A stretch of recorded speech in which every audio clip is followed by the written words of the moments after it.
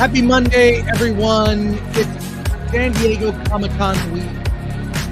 That's right. Comic-Con is coming, and we've got news already. The fallout from the Acolyte. Yes, this may be the last time we discuss the Acolyte. And everybody is pumped for Deadpool and Wolverine. Alan and I are seeing it tonight. We'll be doing a late night stream later. But first, it's time for Versus. So buckle up, get ready. Let's go. Alan is here, waiting in the wings, as is our esteemed panel. Let's go.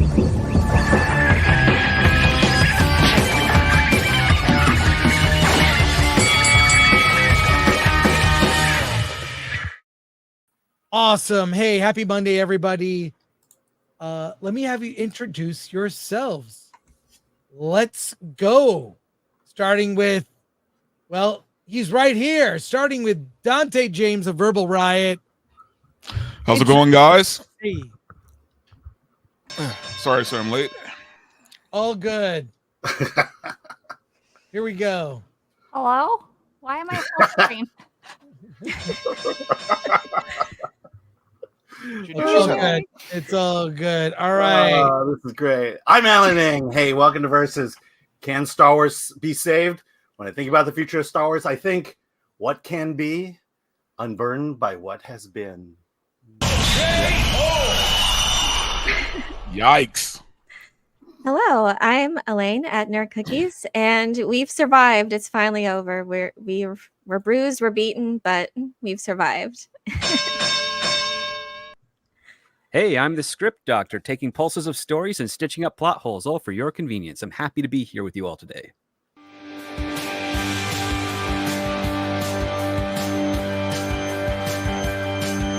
What's going on? Keep the music. I liked it. It was a good vibe.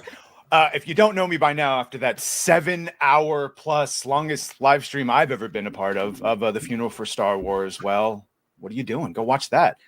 Welcome. Thank you. Good to be here. Let's talk about Acolyte, hopefully for the last time, please. The last nail in the coffin. Yeah, exactly. Okay, I'm so Chris hold Gore on. I'm Chris Gore from Film Threat. It's Monday, and is it too early to pack for Comic-Con? I started yesterday, but let's go.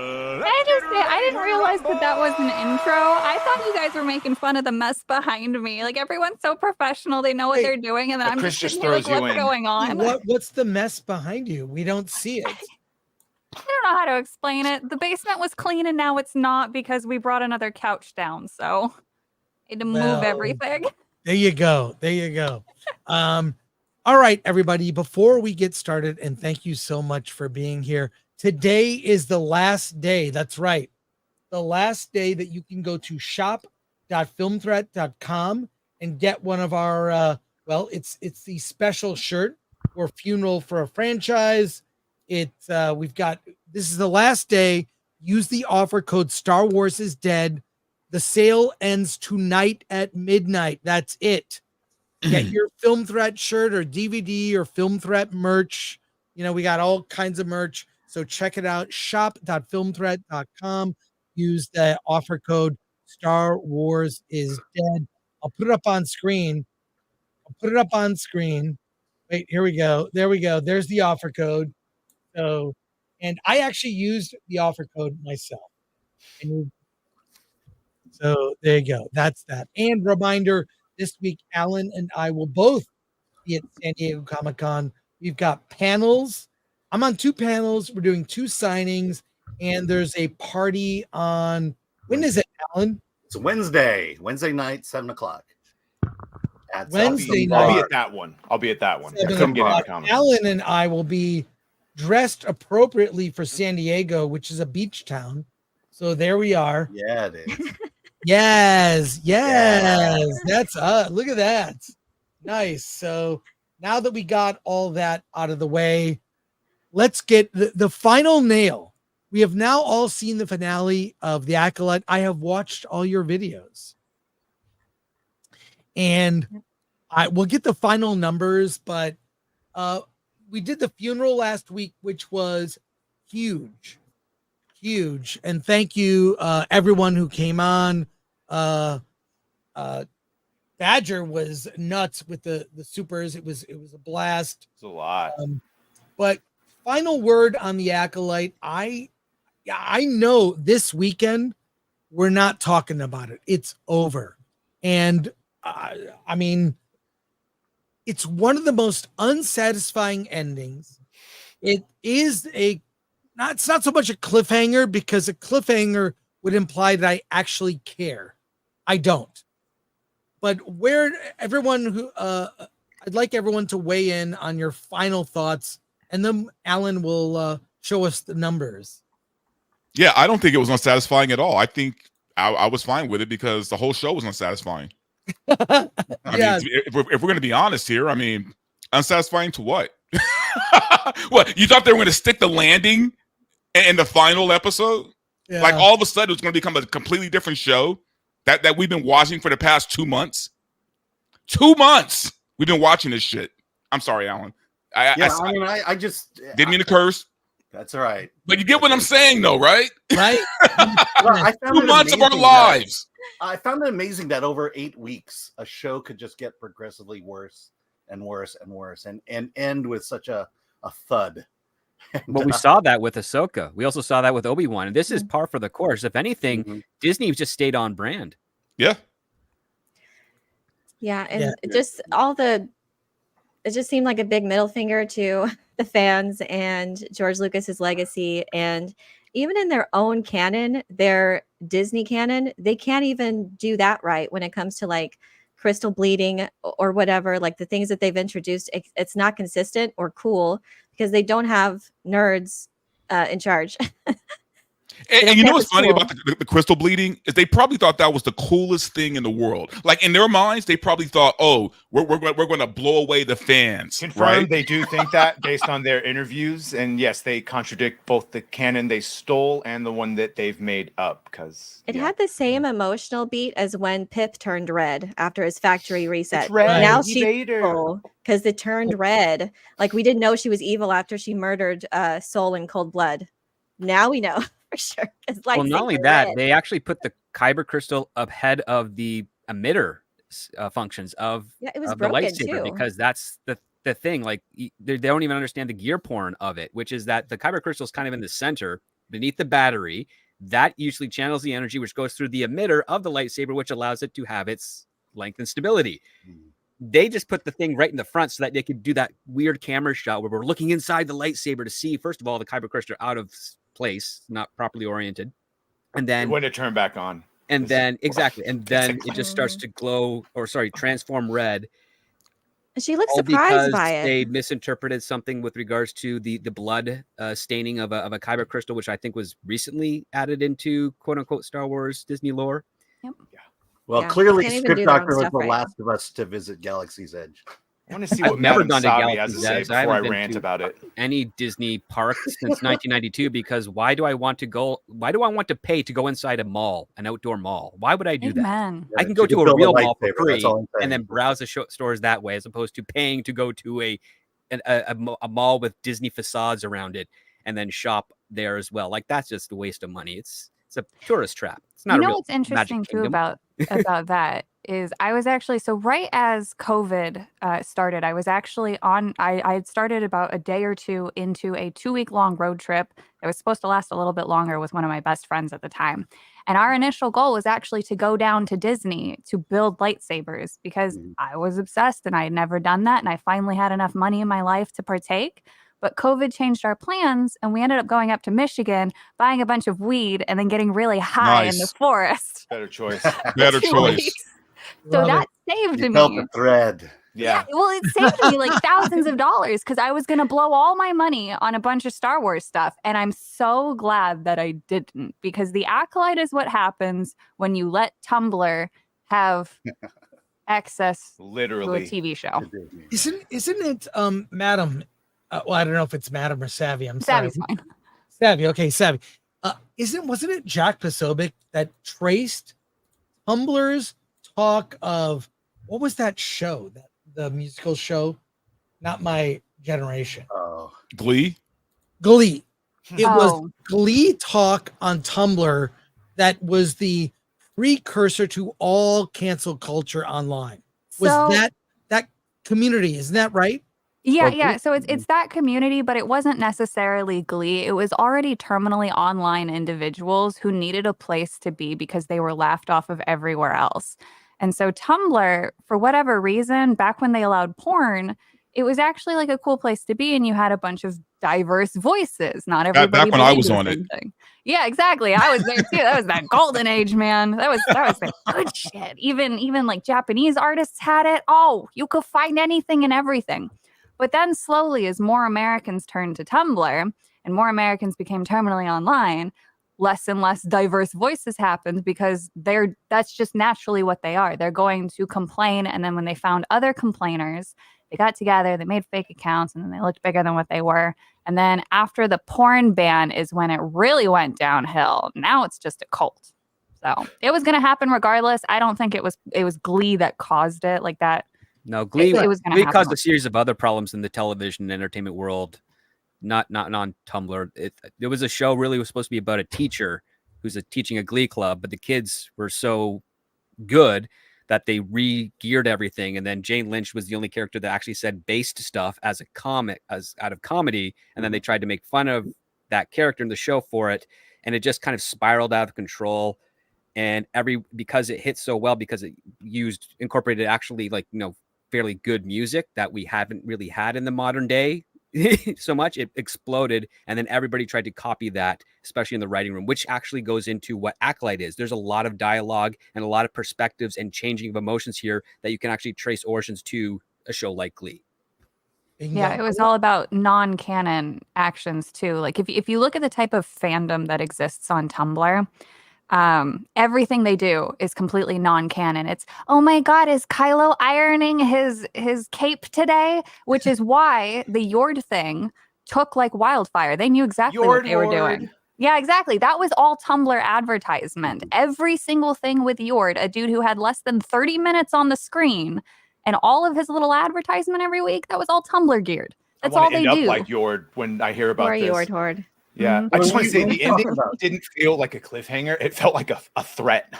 It felt like they get a second one, I will wreck Plagueis. That is still shouldn't be born and looks more like a Kalesh species than a moon. But fine, yeah, it just felt like a threat that if you let me continue, I'll ruin it all. Yeah, you know what the last thing I thought of when I saw Plagueis? The last thing that came to my mind was the Wise. Right? Mm-hmm. Plagueis the Wise. It was more like Plagueis the Creepy. Like that's basically what he was. And they did it. She says again. They say it all in these goddamn interviews with Collider and Nerdist. They did everything creepy. Everything you guessed is almost worse when you hear them talk about it.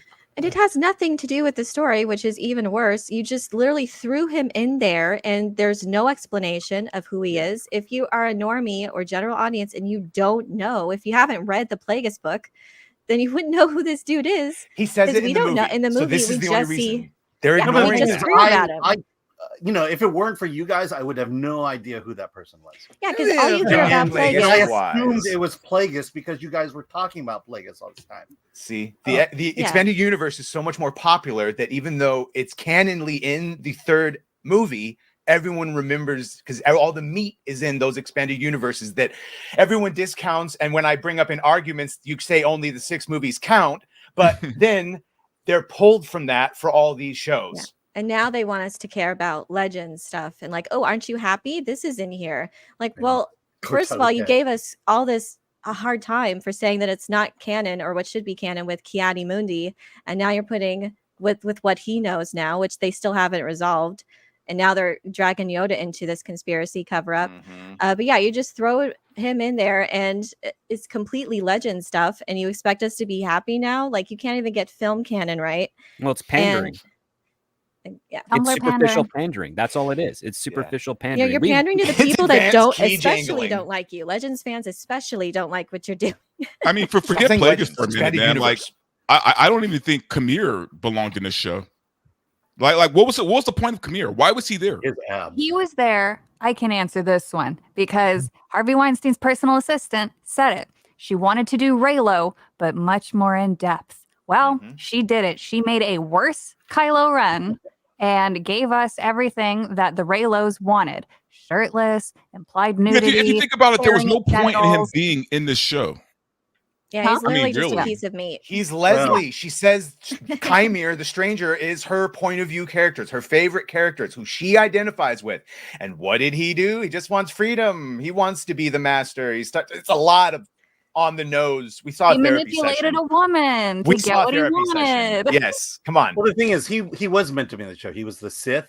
He was trying to get an acolyte, but they couldn't get that right, and they just muddled it. They just added stuff to it to give him sympathy, give him a little empathy, and that's they took that should have been the idea of the whole show, a Sith and his acolyte, and they just muddled it down to nothing.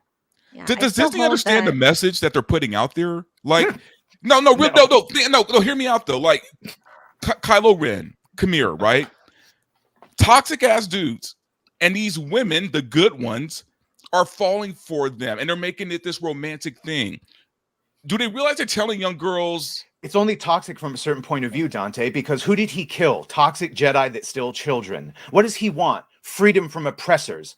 He's the good guy in this version because all of their heroes are fucking villains. Okay, maybe Soul and all of them, right? But Jackie, like he killed Jackie. I'm sorry, it's Jackie was still a Jedi. Jackie was still a Jedi. She was still part of a corrupt, oppressive organization that keeps down. Like, what are we doing? It's on the nose. It's so on the nose that's what it is.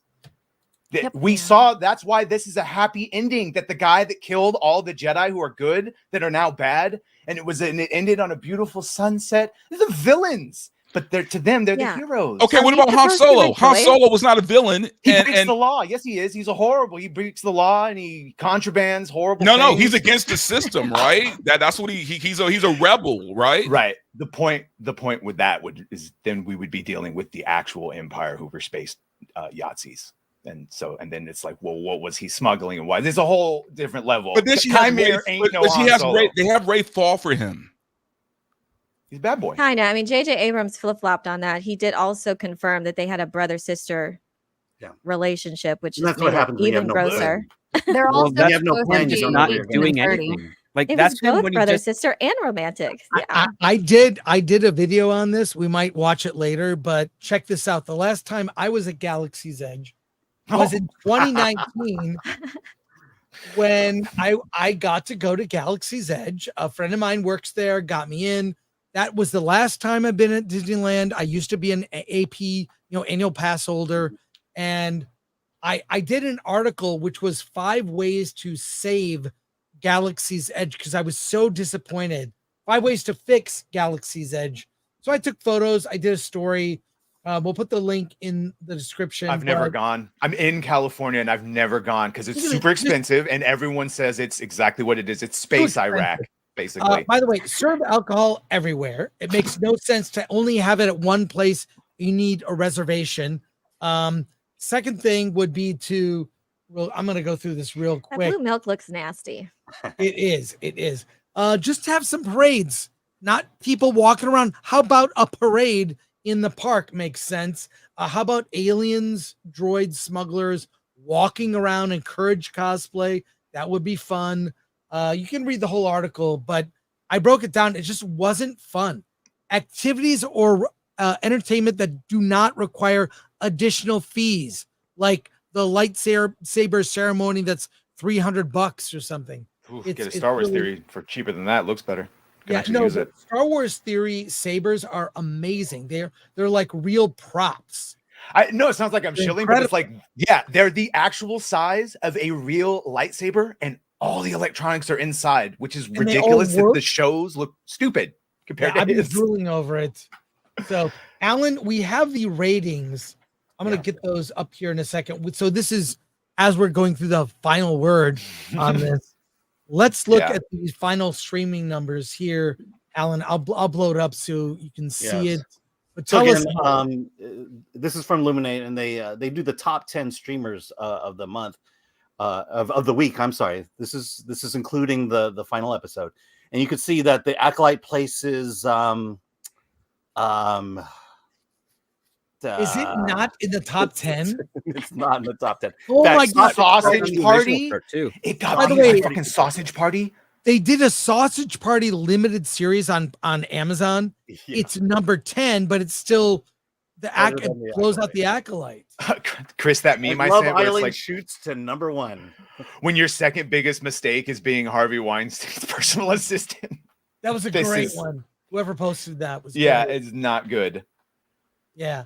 Well, this is Alan. Do you even know where it ranks? Is there a longer list for No, this? there isn't, unfortunately. But I mean, we saw last week that the numbers for the Acolyte pales in comparison to even Ahsoka. No one's watching this. No, because Wow. after they watch Ahsoka, Yeah, it they're was a like, I'm not coming back to this. I don't care if Yep. it's called the Acolyte. There's a Yeah. steep I decline. mean, Kenobi We and saw a report Ahsoka. we saw a report that Leslie Headland was encouraging people to post about this on social media to get those numbers up. And I just say that to people who like the Acolyte, please watch it 1,000 more times to get those numbers up. Yes. Rotten think that's Tomatoes gonna do it. going I up. think you Is have it to like go 17? 10,000. Yeah. Do it. I dare you. Dude, Yeah. we're the ones that'll profit. Keep watching. There's been more enjoyment talking about this, making fun of it, and I guarantee we all have more watch minutes added all together of like talking and just making fun of think it and so? like pointing it. I guarantee it. And like theory, like pointing out all the people pointing out lore mistakes, than they have actually gotten if you were to quantify all the data. Yeah, Yeah, if you get 230 million minutes, then you would overcome at least Sausage Party and get in the top 10. I saw the trailer for that. It's crazy. It looked terrible. That's it- the movie that made me check out. I was like, oh, I know I like immature shit, but this is ridiculous. So Yeah, it's yeah. a TV the movie show. wasn't, and I'm predisposed to like it. I like lowbrow humor when Yeah. it's appropriate. It was awful, even for me. So Here's not the real thing, though. Why is the mainstream media shilling for the Acolyte so much? Why are They're we seeing paid. so many articles? Why, do you find that this is working? I don't know why the Acolyte of all these shows, of these top 10 shows, are the one that the media is talking about. Well, find myself- define mainstream media though. Mhm. Like, Yeah. like who are you The talking legacy about? media. The media that appears Rolling on my Stone? X stream. Sometimes Technically, one Joe slips Rogan is through. mainstream media because more people Yeah. watch him. So you talk about legacy media, and that goes into the Yeah. advertising package, something that they've Mhm. already paid for. They said we're going to need this many articles, this much talk on social media across all the platforms for this length of time. So generate it up, and you'll be able to cash your checks. I mean, the thing is, like you guys mentioned earlier, like Collider and Nerdist. Well, those are the most factually Screen Rant. incorrect reporting, Jesus. quote unquote, outsources you'll ever find on there. I mean, even when the Nerdist gets people that that go on to documentaries about the lore and history of filmmaking, like all their spokespeople get things factually wrong, and not a single person that does those documentaries cuts them out because they want to embarrass them. Maybe Yeah, somebody but can answer. Nerdist Maybe and somebody, Collider is leaning so hard into the Acolyte when they could be talking about House of the Dragon. I That's agree. good though. Yeah. We like it, and it doesn't fit their narrative. Well, I hear some people dissenting now, but most of us like it, even though it has a lot of DEI and race swaps. But it's really good writing, and It's really good, It's yeah. balancing it at least. So, can someone answer this question for me? When it comes to Disney, Lucasfilm, and MCU, as far as stockholders go, are you just investing in the Disney umbrella? Can you invest in Lucasfilm directly or the MCU directly, or is it all under just Disney's umbrella? I think MCU you can invest in directly because, well, Disney owns it in one sense, but they actually technically own this principal distribution deal to Marvel Studios. But I think they purchased Marvel Entertainment Company, like the actual product, everything else. So Marvel Studios is kind of like it is and isn't connected to Marvel overall. It's a weird entity. It doesn't function it's- normally. Like in the business world, I liken it to business units. It's a corporation that has several business units: Marvel, Muppets, Star Wars. They're But separate. I mean, as far as entities. investing on. goes, as an Yeah. investor, can you invest in Lucasfilm separately from Disney? I don't think you get to I think- choose. So To the investors, when they invest in Disney, they're not investing in the film side of things. They're technically investing for the parks because the parks make more money, especially in the last few years. So Well, I if don't you look think at they give the- a crap about that. Yeah, when you look at assets, the Mhm. parks are Disney's biggest assets. Then you have the films and the intellectual property. But the parks are hard assets. You can buy it. You can carry it. You can touch it. I guess I'm That's trying to right. understand if I were a Disney investor and I see just them blowing money, right? Mhm. okay, None, if it's separate, I get it, right? But if Disney itself is losing all this money, as an investor, I would be pissed. Go to a see, shareholder meeting and answer hope your that you get in to ask a question. Well, I mean, so to it depends answer- too. To answer your question, you can invest in the Walt Disney Company, but you cannot invest in its subsidiaries. There's just no way to get in unless you have an in. Yeah, and a lot of those the subsidiaries don't general have public doesn't IPOs. have that. A lot of the subsidiaries don't have IPOs for you to do Mhm. separate investments in. Like ABC, I think there's a separate IPO there, so you can do an investment, and that's connected to Disney, but not the same as Disney. Mhm.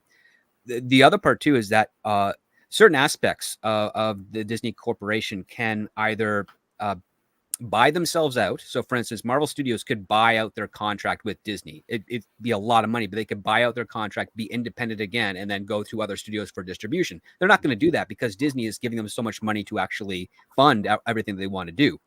So until they find someone with a better offer that says, hey, we'll have a better distribution deal with you, we'll let you do whatever the hell you want, they're always going to stay with Disney. And the other part too is at that same time, more integrated IP such as Lucasfilm, that's tethered into the weeds so much so that Disney actually could never get rid of Lucasfilm without them having to spend way more than whatever they could sell it for. Even if they sold it for 3 times what they paid for it, they'd have to remove and rebrand everything that they've done in the parts. All the merchandise afterwards would have to be recalled, destroyed, buried, everything. They'd never do it. But do the parks make up for the loss in what they're losing on these films or these shows? Well, do it's for the not necessarily the shareholders. parks. It's the fact that they own the property and what they can do with it in the taxing end of year business taxes itself. They can actually mitigate and get money back from significant losses. So 99% of all the cast members from 4 different unions just voted to authorize a strike, which would mean the parks would shut down. But that's So for Disneyland only. But Yeah, the issue still is a huge nullification. The issue is revenue. How much money are these units bringing in? How much are the films bringing in? And their Wait, cruise clearly lines the bringing a theme lot of parks- money. When in. did the strike go? Did they It's not just strike do that yet. today? It's just that they authorize the ability to say, yeah, we authorize this strike if you decide to do it. All 4 unions. Yeah, just Because last 2 week days they were ago. talking about it. Yeah, they're doing negotiations right now because they have a contract that's coming up. And Disney does not treat their quote unquote cast members at their parks very well at all. They also don't actually defend or support them when they have rude and irate customers that actually abuse their cast members either. So that's one of the reasons why there's all these grievances at the union. There used to be a Facebook group like 10 years ago where Disney cast members would put their daily stories of what happened. They'd have photos, they'd blur out, of course, the guest's face and whatnot. But yeah, it was a horror story. You'd basically say no one would ever want to go to Disney if this is how not only are their staff treated by the company, but how some people who patron Disney World and Disneyland frequently treat the cast members. Here's another news story. Alan found this. We talked about it last week, but now with you guys. The Acolyte lead Manny Jacinto says series diverse casting means even more people of color will be able to relate to and celebrate and see themselves in this entity that is Star Wars. Yes.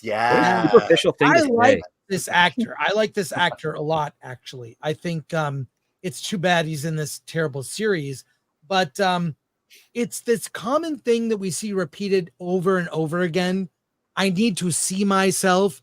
It's a bad idea that has seeded itself in Hollywood that I don't agree with, which is you have to look like the person in the movie to relate to it rather than learn empathy and see yourself in the protagonist, whether the protagonist is Sigourney Weaver or an ant in A Bug's Life, or it doesn't matter. The point of all fiction, comics, movies, novels, video games, is to identify with the protagonist, whether you are the same sex, color, whatever.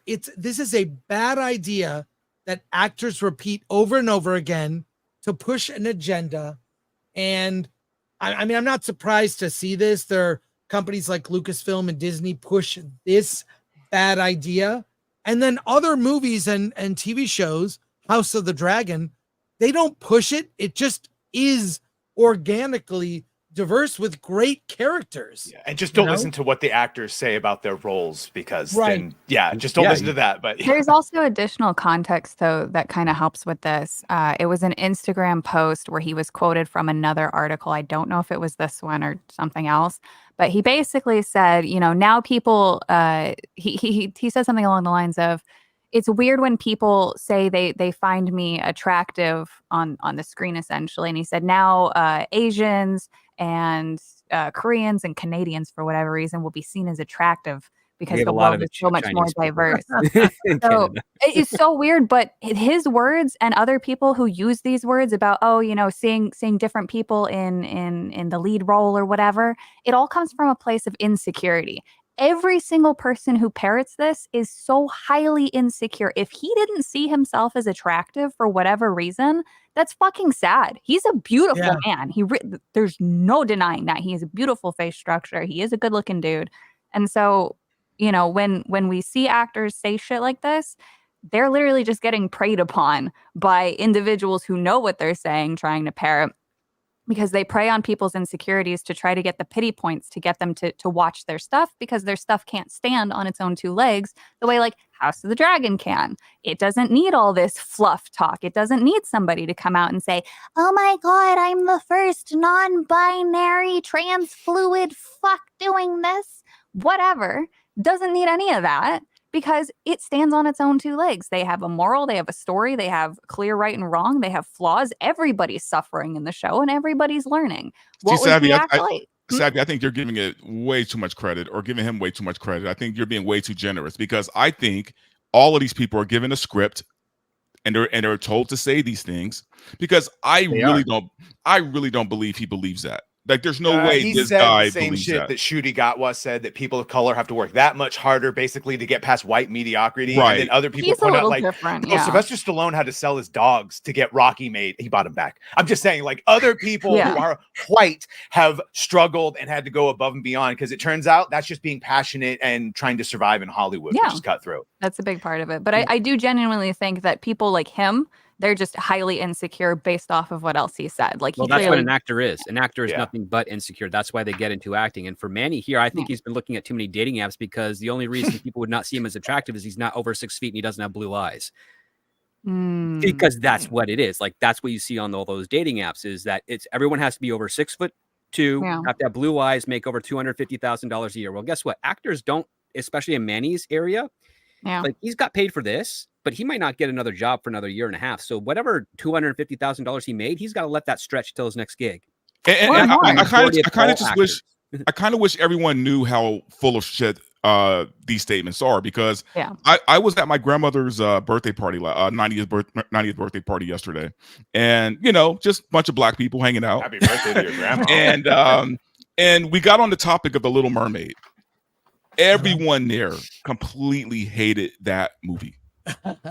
Every family member, every friend of the family thought it was garbage. And what's funny is, they're a lot less tactful than I am, so they really went in on it. And it's kind of, it was along the lines of, look, Ariel is an established character, right? We know she's a white girl with red hair, okay? We don't need to see a black actress playing a white girl with red hair. We don't need it. We have our own stories. We have our own characters. We don't need that. And that's coming from my family, who aren't film critics, who aren't, that tied into Hollywood. But that was their opinion, right? That's the everyday person's opinion. Can you tell them to get on Twitter and say that, so they believe them more than us? Because that's what we need, more people saying, we don't want this. It's pandering, but see, that's the thing. That what they do is they and I'm not even going to say shills. They have their acolytes, for lack of a better word, who, they find in these weird corners of the internet, and they have them speak the loudest. Mm-hmm. Yeah, I mean, this is just the. Sorry, Elaine. Go ahead. I was just gonna say, it's just the Disney playbook now to just check boxes first and then think about the story later, or not even to that point. Well, it's a Hollywood So- playbook. I mean, you're going to hear this. Yeah. It's also compressed deadlines. And that's Like, just you that's the don't whole have- environment. Yeah. You do not have as much time to write a show, especially for a streaming show that's shot all at once and then released week by week. you don't have the time to actually write those scripts and get them in ship shape. Like in the traditional model, the model that's slowly starting to come back is that you end up having about 4 or 5 months of your writer's room where you do your first 13 episodes, and you break them all down, you get them all into a nice narrative story, and you keep on refining them. And then you actually book the window when you're starting to shoot. And even when you're starting to shoot, you're still refining the subsequent episodes after that. So you're about 8 to 10 days out shooting while you're filming the first episode. Sorry, you're 8 to 10 days out filming your first episode. You still use those 8 to 10 days to write the subsequent episodes as well. Then you also have the window of time to rewrite further episodes while it's being edited before it goes to broadcast. And sometimes it can be 4 or 5 months from script development to shooting, and then another 4 or 5 months from shooting to release. So you have all that time to actually make sure the show is in good order. You don't have that now. What they end up doing now is they said, okay, you've got 6 weeks to write. Now you've got your production schedule. And guess what? You don't need to really rewrite or tweak anything, because we're all shooting it in continuity. We're all shooting it in one big go, like it's a big feature film. And then we're just going to cut it up in post-production and distribute it out as episodes. That's not how you make a show. And as a result, you see, I will argue this to the day I die. Every single concept for the Disney Star Wars stuff is fine on its own as a concept. It's the execution that has fallen through, and the execution has fallen through because they don't take enough time to actually refine that concept to meet the level of, for the execution to meet the level of the concept. And it just keeps on collapsing in on itself. Like, would everyone love to see an Obi-Wan Kenobi story? Yes, on Tatooine especially. Of course, there's something you can do there. Would everyone like to see a really interesting mystery where a Sith from the shadows is killing off Jedi and is able to hide the fact that the Sith exist and the Jedi are bewildered by this and they're trying to figure out what it is? Yeah, that could be an intriguing story if you actually can stick the landing. I wonder if she pitched it that way to Kathy, or she'd say, I have a tale of two sisters. No, I she just said, girl, let me have Star Wars. It's that she said this is a good Star Wars story and then gave it back and said, now go write a Leslie. I would love to know what the story was before she went back and refined it into a Frozen Kill Bill, mix. Oh, it was probably worse. It was probably just a sex scene between or just one Osha big key and... jangle. I think it was because she just every Star Wars name she could list probably. It was probably the quality of Russian Doll, which is actually a slightly better show than the Acolyte. And I can't believe they introduced psychometry again. And I don't hear a lot of people talking about it, but Screen Rant actually, in their a rare thing, called it out.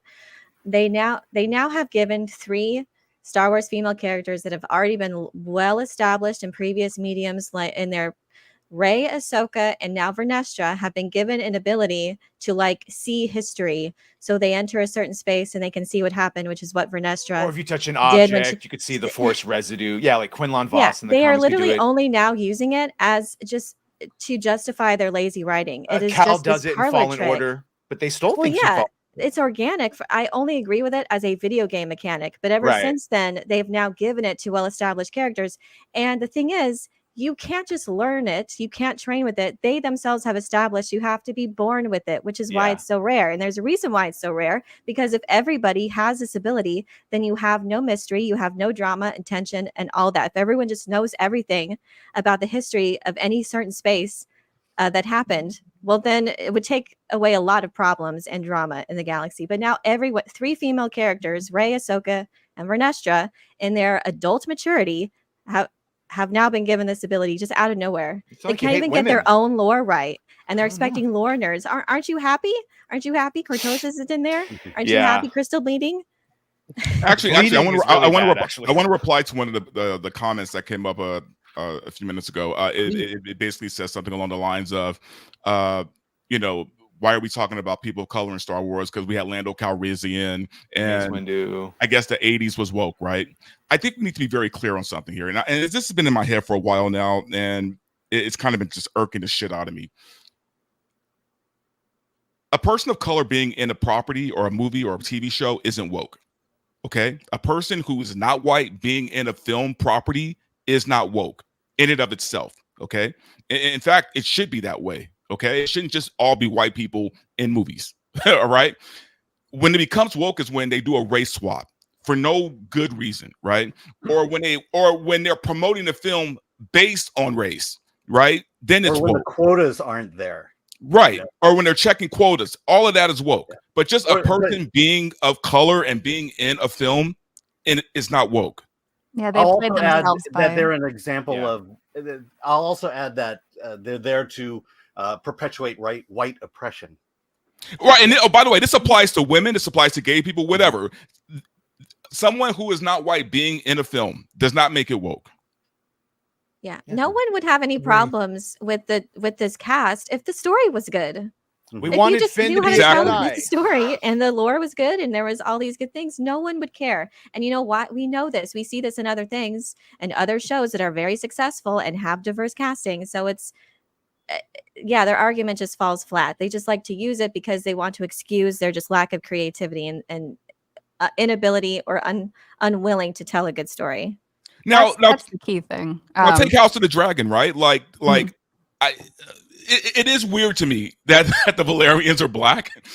I like it. And only because of their hair. Only because of their hair. It's like their hair looks cool. the blonde dreads. I'm like, okay, I'll buy it because the story is so Ryan good. and Gary explain story's it, so but it's good. like The story is so good, I'll buy it. But I okay. actually think it looks cool, and also I like the character Alan. There's a character named Yes, I love him. I want to know Alan is more. great. Alan- No, and I love the Valerians in that show, but it is a little weird to me. But because the story is so good, going back to Nerd Cookies, that because the story is so good, I can look past all of that. Right. Well, it doesn't. That's how bug they me. get I think us. it's good. I think it was a good choice. I guess as we're gonna talk about Comic-Con and other stuff, we'll wrap up this Star Wars discussion with this. What is the future of Star Wars? Oh, it's What is done. the future?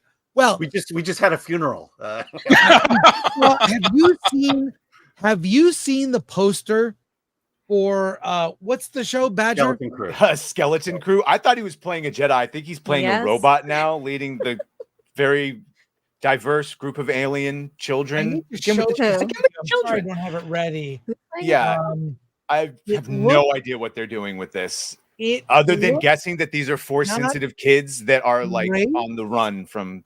I thought they were ripping off Star Trek Prodigy. I think they even came out. One of the creators said that you just ripped off this concept and no one's saying anything about it. First of all, Let is me it show you the poster, which will tell you everything you need to know about this show. It just looks like some Disney show. Like it's kids. Do you see? Okay, wait. Hey, wait. Someone's here late. Robert Meyer Burnett. Hey, Wow. I hang my head in shame. I apologize for being don't late. worry, man. I took somebody to a doctor's appointment. So Oh, I thought you were stopping Family first. Do you UFOs. have a doctor's note? The I poster- don't, but they do.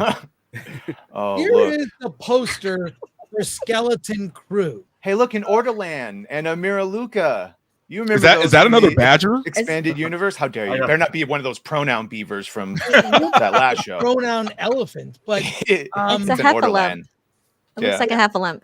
Right, From Winnie the yeah, Pooh. from Winnie Yeah. the Pooh. Yeah. But what it looks literally, if you just didn't tell me this was Star Wars, it would be generic space show. The girl with the Yes, yes. visor, From that Ian O. species is blind and they You see are- through the force. Yeah, Goonies. Oh, that's that one? Mhm. Mira Leon? What were the Miraluka. Yeah. Yeah. Oh. How have I not heard about this?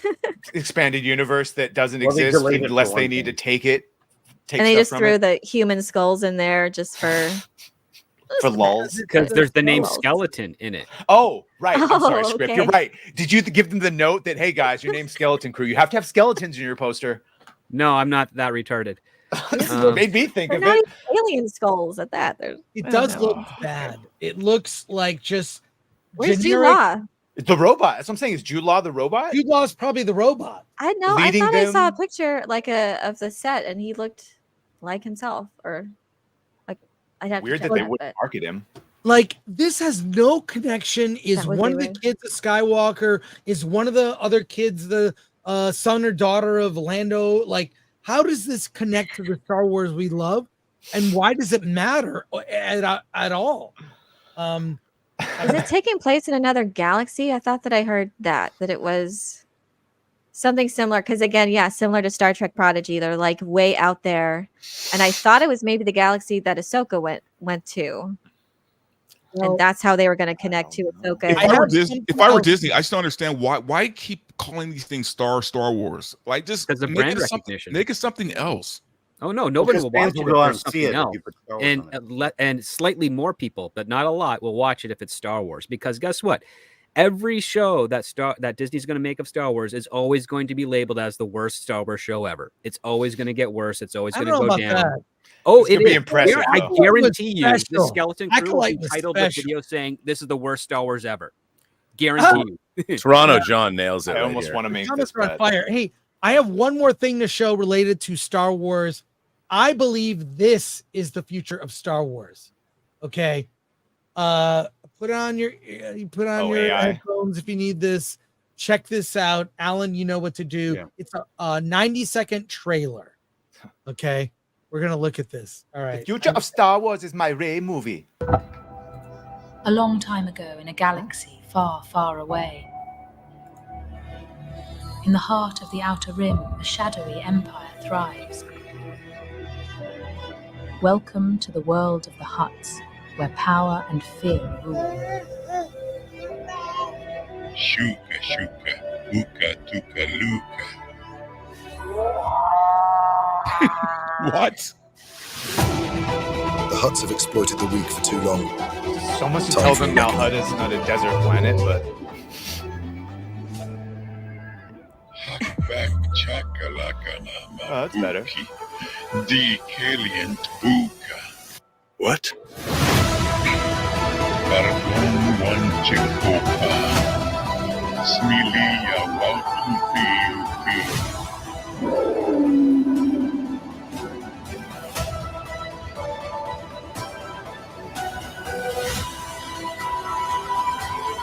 I didn't come halfway across the galaxy to let a bunch of oversized slugs slip away. Credits won't save them. Muscle can't protect them. The Hutt's days are numbered. It looks better than the Acolyte.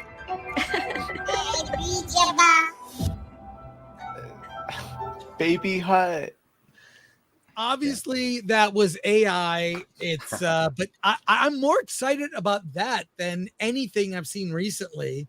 And we've talked about it, Rob. We've talked about all the AI generated like it's goofy, it's dumb, but from a vision standpoint, it's, look, in a year or two, you're gonna have Star Wars feature films made by one person in their homes on their computers. The exponential growth rate of AI is astonishing, and everything can be digitized. And I don't think people realize what's actually going to come down the pike.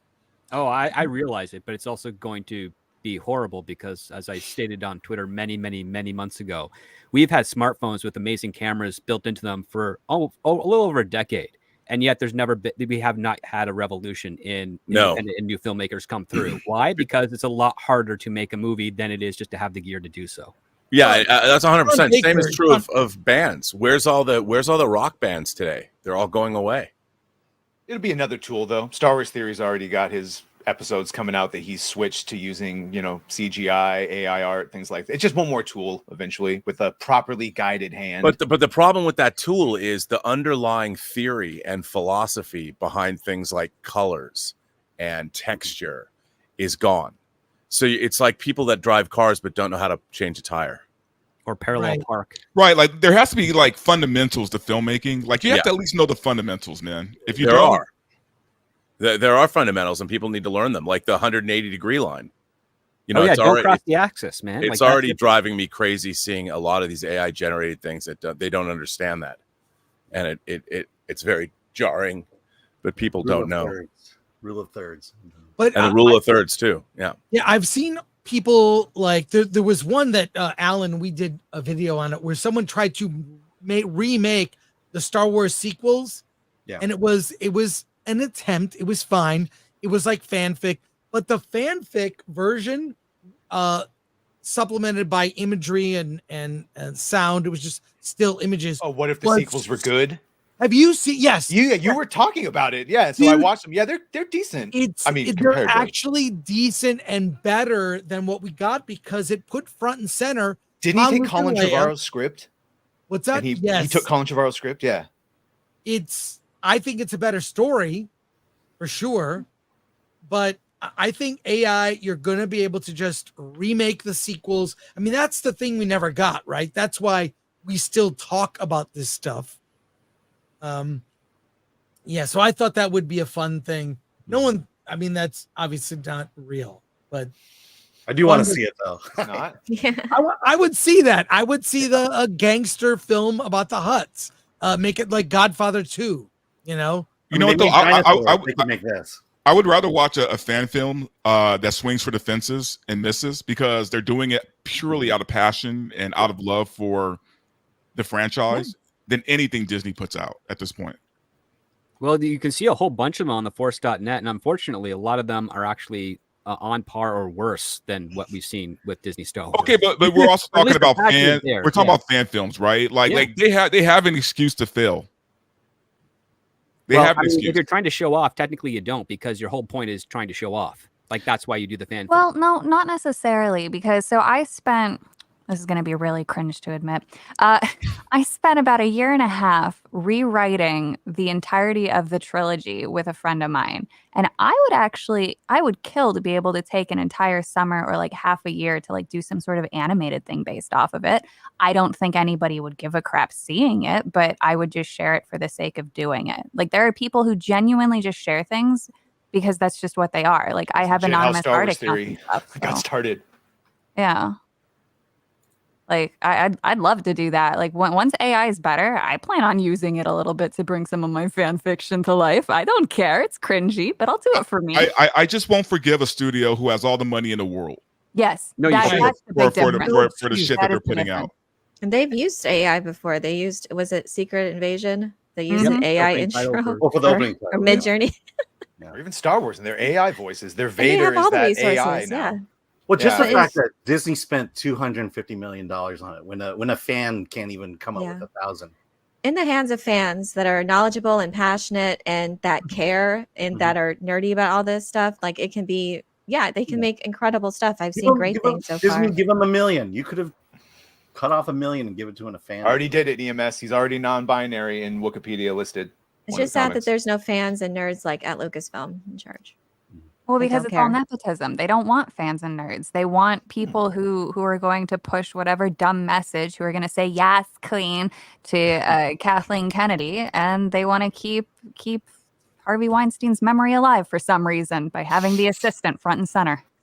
And apparently there was it's some not that They pushback. don't want fans. Hollywood's never wanted fans because they don't care about that. They want people that can make fans. They want storytellers. That's more important to them. A fan They don't is even great want for that. financing, but a fan does not know how to tell a story because that makes them a fan. When they become able to start telling a story, that's when they become a writer, and that's what we want more of. We want fans who become writers. And they have Bo to do DeMille that was a by- fan and a writer, and they got rid of him real quick. Who? And you can look at the case of, if you look at Denis Villeneuve, who was a huge fan of Dune as a child, he did entire storyboards of the scenes in his head with his friend. They mapped out all those sequences, but he became an established sci-fi filmmaker first and had a great reputation before he even got close to getting his hands on the film adaptation. So he did the work. He trained, he learned his skill and craft, became really good at it, and then he was able to bring his vision to life. So they just don't want to take the time to do that, like to headhunt people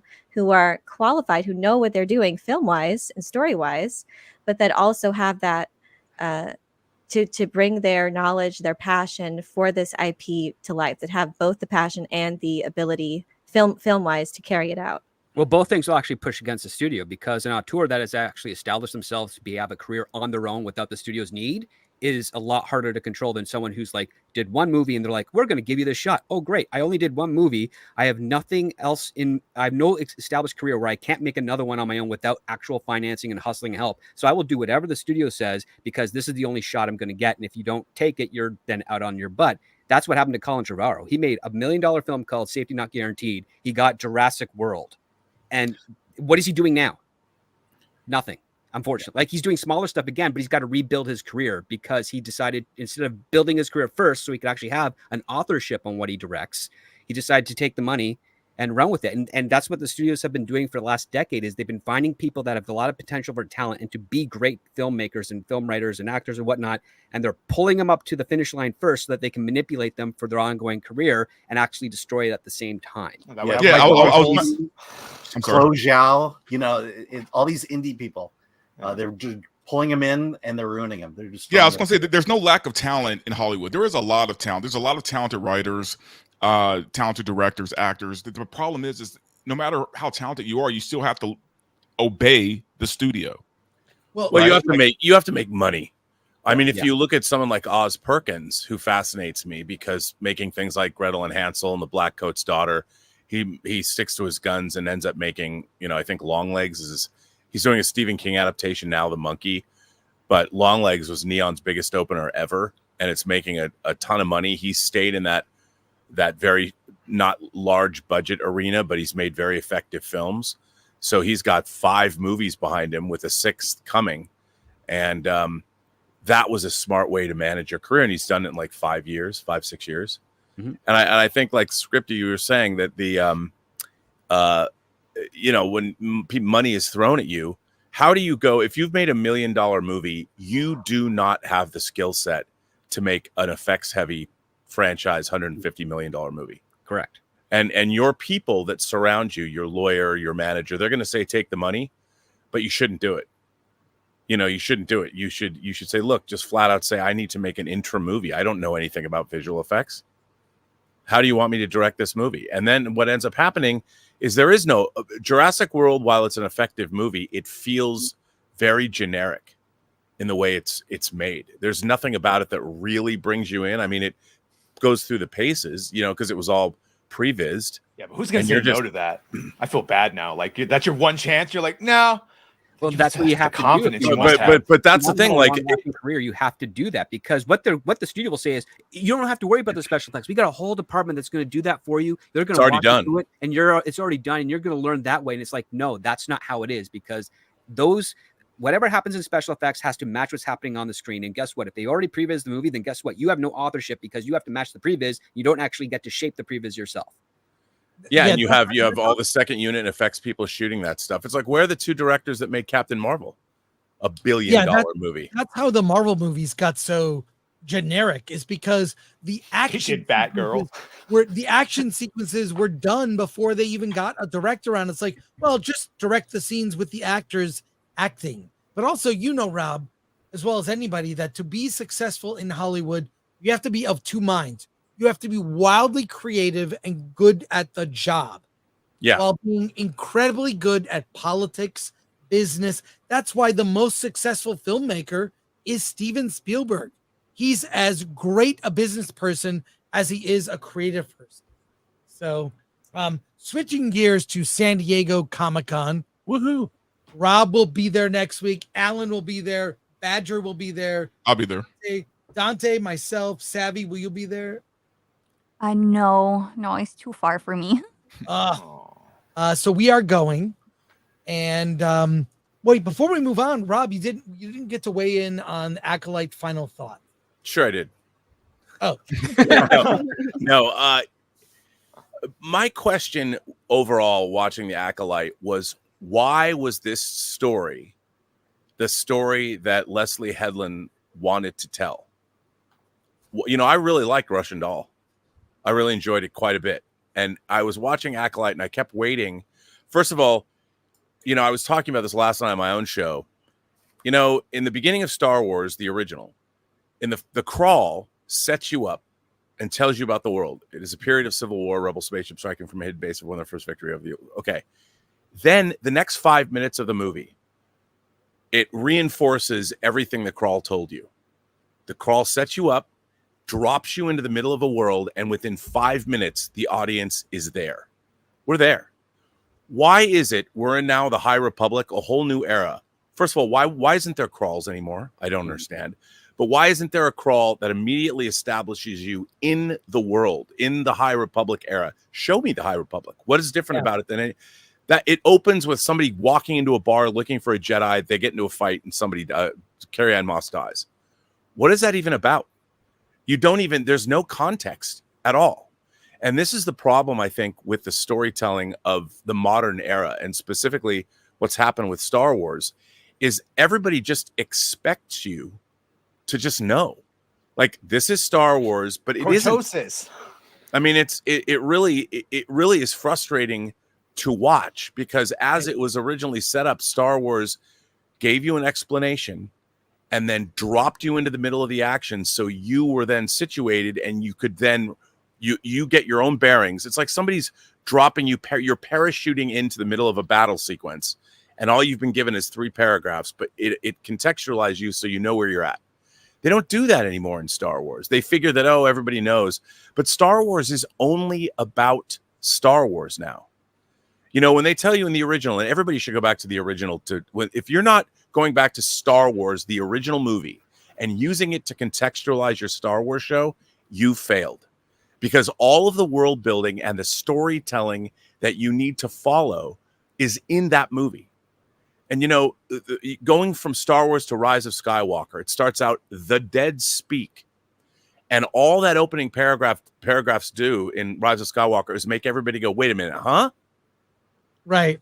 Yeah, it really sets up a situation where Palpatine's speech is in Fortnite, the video game. You didn't play that, Rob? His whole announcement of how it's all in the Fortnite crossover video game. Well, I mean, but that's what I'm talking about. But from a storytelling standpoint, the dead speak. Since when has that happened? If Force ghosts speak, but it's none of that makes any sense. And if you go back and you look at how Star Wars is done, follow the original. Go back to Star Wars as a template. And the Acolyte, I'm like, I still don't know what that story's actually about. People say, well, the Jedi are essentially bad. They've been lying to people all the time and all this. That's not a story. That's a certain point of view. Rob, I don't mean to embarrass you, but in an internet first, I am going to give you a boner on camera. This is the Star Trek the Motion Picture. Come on, dude. You think I'm not all over this? I know you are. I know you are. Do you think that I didn't order their first Enterprise that I was sitting over there? Too. I remember texting you. We were like, "You gonna get it?" Yeah. I didn't give mine up, but this is my fetish object. Same here. This does give me a boner. It's given me a boner since I was 12 in 1979, and it gives me a boner today. And this scale, size does matter. Yes. This is a big, chonky boy, 3.5 feet long. Well, 3 feet. This is the best version of the Enterprise, in my opinion, from Motion Picture. Yes. It will go on sale on August 1st. It's a 30-day campaign, and it's I have the Enterprise one from the original series. I want this even more. I might buy 2 because they all have doubled in value. Yeah. Oh, tripled. People are paying thousands. No, this is the greatest thing.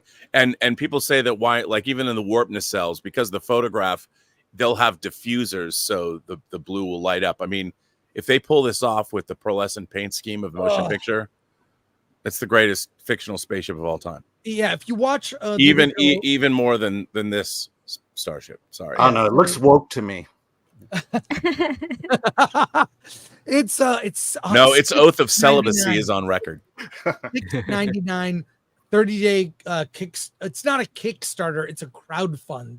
Yeah, but I'm telling you, for the value, it's $700 die cast, and they had one to see what worked and what didn't. The fact that this is all USB powered with LEDs. Yeah, I'm with you. Buy 3 or 4 of these as an investment. They'll go up in value, but then again, they're probably going to make more.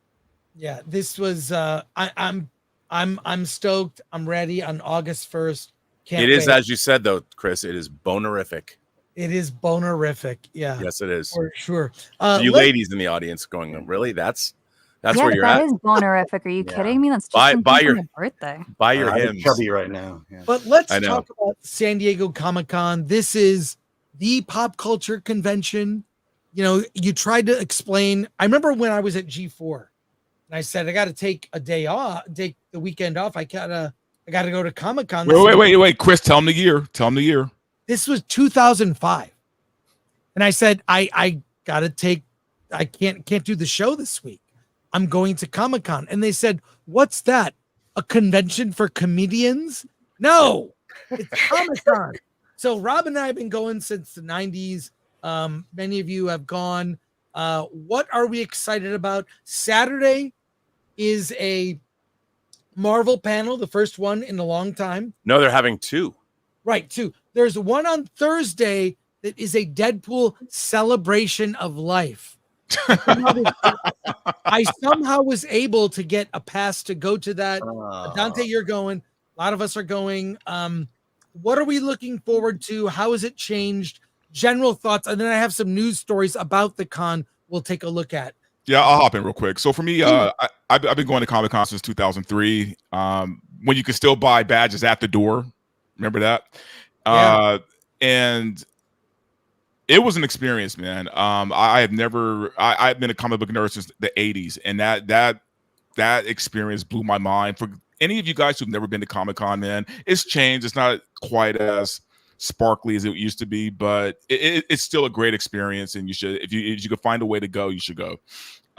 But as far as what I'm looking forward to, not much other than hanging out with some friends. There are a couple of panels I definitely am going to go watch because I just have to. Rob, yours is one of those. Oh, thank you. And the other being the Mortal Kombat panel. But yeah, Comic-Con's a great time. It's a fun time. It is pretty pricey because of the hotels, but other than that, if you can find a way to go, you should definitely go. I think one of the really interesting things for me, this will be my 36th Comic-Con. Show off. My first was I moved to LA in 1988, and I went to go to school, and I went in college, and I went to Comic-Con by myself. And my biggest purchase there was a Japanese laserdisc of Akira, which didn't have any subtitles. And I found a Japanese student at USC who I made him come over with some buddies. I don't. But I do have the value. I have the 4K. I have the 4K Japanese import disc of it with English subtitles. But the thing about Comic-Con, it really is. It's become it's always been this way, but it's a glorious, happy event where you now can see multi-generations of people that go, whole families.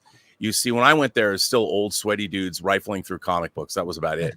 But watching the transition, you had things watching, for instance, the female crowd, female fans kind of erupt through Comic-Con. At first, it was like Sailor Moon and anime, and then gaming and comic books like Emily the Strange and Death. And then watching it all through the 90s, bringing in all different kinds of people. It expanded in terms of its footprint. It wasn't just comic books anymore. I remember when the thing that really freaked me out was the movie Wolf, Mike Nichols' movie Wolf, that Jack Nicholson starred with James Spader. Jack Nicholson came to Comic-Con, and I think that was 95. And I was like, there's no way. Why would Jack? I mean, I know he was in Batman, but he didn't come to Comic-Con. And when he came to Comic-Con, it was like a watershed moment. And in 94, when the Image Comics creators, it was the first year it was there, like Rob Liefeld brought his 1-to-1 scale Youngblood spaceship that he brought into the display hall that you could walk into. And if you ever meet Rob Liefeld, who's one of the funniest, nicest dudes ever, ask him to tell you the story of why did he build a 1-to-1 scale spaceship and bring it to Comic-Con. That was he had me in stitches for half an hour telling me that story because he never thought about how it would get to Comic-Con or what he would do with it once Comic-Con was over.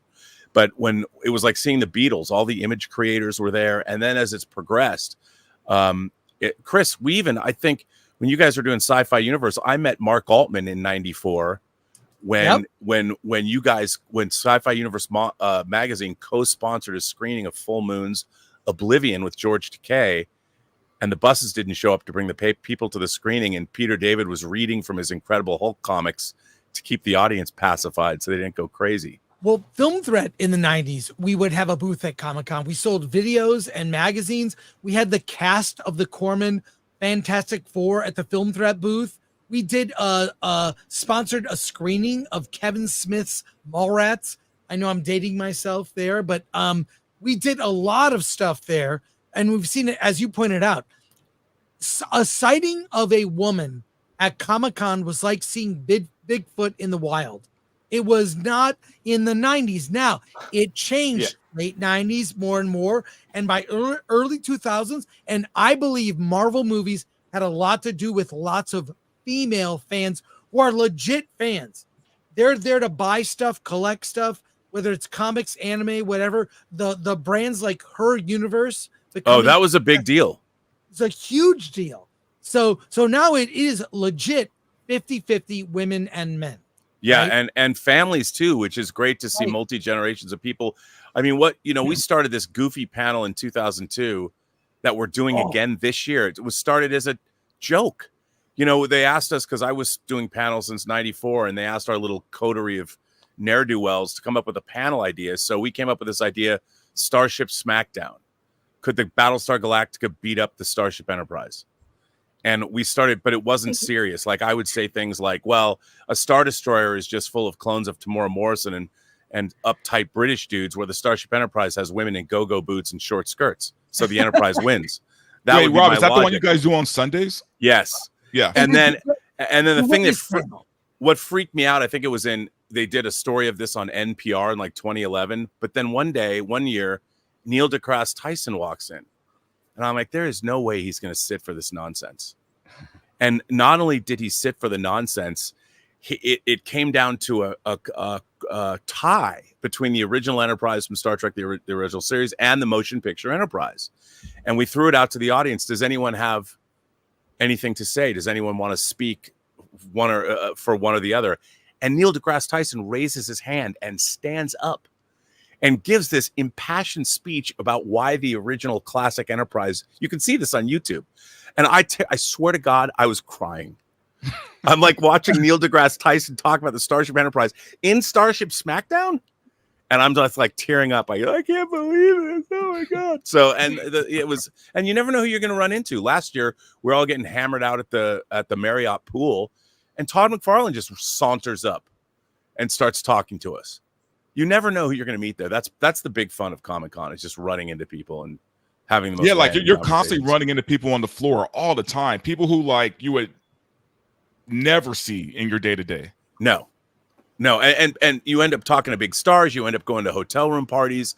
You never know who's going to show up there. And all of San Diego is it's one gigantic nerd circus. You end up That's putting the on a best Princess part. The Leia Gaslamp costume. District is the best part of Comic-Con for me, man. It's the walking around, seeing people in cosplay, eating at restaurants together. Like it's a good time, man. Yeah. Conclusion of Starship Smackdown 2012. Captain Quinn in command of the Enterprise refit. So, do you think during that season dry dock would be By the way, there's like 1,000 people in that room too. The Jaws theme to the Enterprise dry dock season? I just give a special thanks.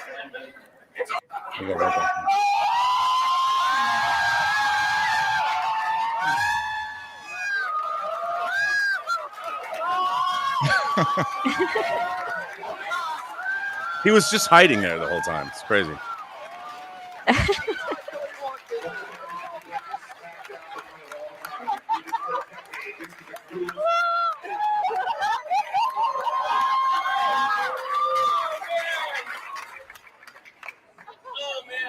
got to offer a perspective that has not yet been shared today. You have a lovely voice. Someone say you're like, I know Okay. Consider how much effort in so many other professions are invented in trying to compare excellence in one era with excellence in another. They try to do this in baseball. Who's better, Babe Ruth versus someone generations later? And it's very hard, but they always converge on the following fact, that what matters is not what they look like now, but what they look like to others at the time that they prevailed. And when I look at our poster that was offered this evening, there is only one spaceship that's earlier than that one in that entire poster, and that's the flying saucer from the day the Earth stood still, and its weaponry was only the guy in silver underwear. So, what matters here is, what did that spaceship look like at the time it came out, compared with anything that had been imagined before? And when you consider that, that is the most astonishing, awesome, beautiful, seductive, powerful machine that has ever graced the screen.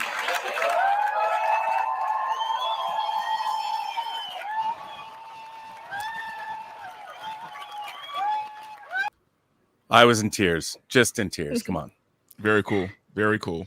And you didn't know that, like, I'd seen him walk in. I didn't think he was going to stay for 2 hours and listen to our nonsense. And there he was. When he stood up, you saw the response. But that's Comic-Con. You never know who's in your room. You never know who's going to just show up in front of you and you'll end up talking to them. I've met so many people. I saw Francis Ford Coppola buying comic books, looking through long boxes. You see famous people will, wear masks. You hear about that? Like Sam Raimi wearing masks and just going and just to look because they want to, just they be there because they're legit nerds.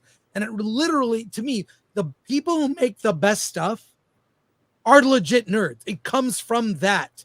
There's a great clip from that Star Wars Episode 1 documentary, The Beginning, where you see George Lucas and Spielberg on the set of Episode 1, and they're both geeking out over the battle droids. Like, they're kind of the stormtroopers of this trilogy. Yeah, the battle droids. They're going, oh, that's going to be cool. Well, it's going to be cool. Those are two nerds geeking out. That happens all the time at Comic-Con. It's so, I guarantee you this.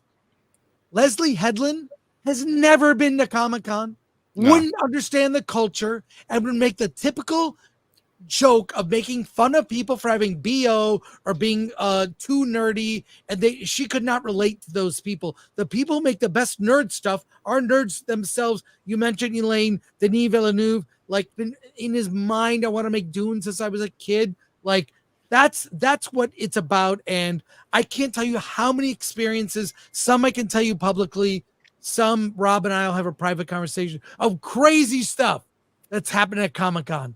Like, we've been kicked out of places. There's wild stories. The Wired Lounge comes. That's a whole. I missed that. Oh, the Wired Lounge was such a good time. The Wired Lounge was the greatest. I mean, that was the greatest. The Wired Cafe. Snuck Dante in because we said he was a famous comedian, and they believed. Oh, that's right, the Kevin Smith thing. Yeah. It's like, oh yeah.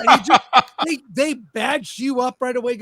There's just crazy stories of Comic-Con. And also, I was only on the Starship SmackDown panel once, and I was kicked out after that. I destroyed the Enterprise on a panel. You can find photos. I'm wearing safety glasses, and I brought a hammer. Do you remember that, Rob? Oh, I do. Yeah, I got in trouble for that. But but it's awesome. It's just, now, I don't think it's as fun as it used to be. It's become increasingly corporate. It's become influenced too much by Hollywood. But to their credit, they still do like small panels. We're doing a panel on Saturday. Rob, you're on it. Yep. And I've got two panels on Thursday, and then we're doing Starship SmackDown on Sunday. But I think what pushed Comic-Con over. Don't miss the Sunday panel for Rob for Starship SmackDown. I always end Comic-Con there. It's just. And to be clear, I'm only going to that Wednesday, the Film Threat meetup. So that's where, but have fun at the con. Have fun storming the con, boys. I think what pushed Comic-Con over the top, though, was G-Force presence or Attack of the Show's presence that year. And I can't remember what year that was. Was it 98, 97? No, 08. Or was it 08 or 07? I'm sorry. Yeah, that's what I mean. 08 or 07. Was it around that time? Chris? Like 07 and 08 is when they had that huge booth. Right. Because I remember it was after that, like everyone, it was after that year you couldn't buy badges at the door anymore. No, it was that was the final year. Hotels are crazy. A lot of people staying further out or driving down. And it's like 5 people in a room. But I got some news here. It's not that great. San Diego Comic-Con may leave San Diego. Oh, no. This is from Forbes. And here it is. Comic-Con may leave San Diego over hotel price gouging. That makes sense, though. Organizers. Let me say this. You have to go through, they call it hotel apocalypse. That's how you get a hotel. If you don't get one, you are paying $800 to $1,000 a night for a regular room. And the week before Comic-Con, it's like $400 a night, $300 a night. Yeah, so then a week later, it's 2.5 times as much. So I actually know David Glanzer. And the thing is, the organizers of Con, it's a volunteer organization. They don't want this. but the event itself brings in $1 billion into the city. So it's very sad. I'd like to hear your thoughts on this. Where could Comic-Con go if not if not San Diego? And the lease is up in 2025. Well, Get if out of it's not in San California. Diego, it's no longer the San Diego Comic-Con. That's the problem. Like, That's I true. mean, throughout all of North America, there's tons of Comic-Cons that are located specifically in their cities. There's fan expos as well. There's C2E2.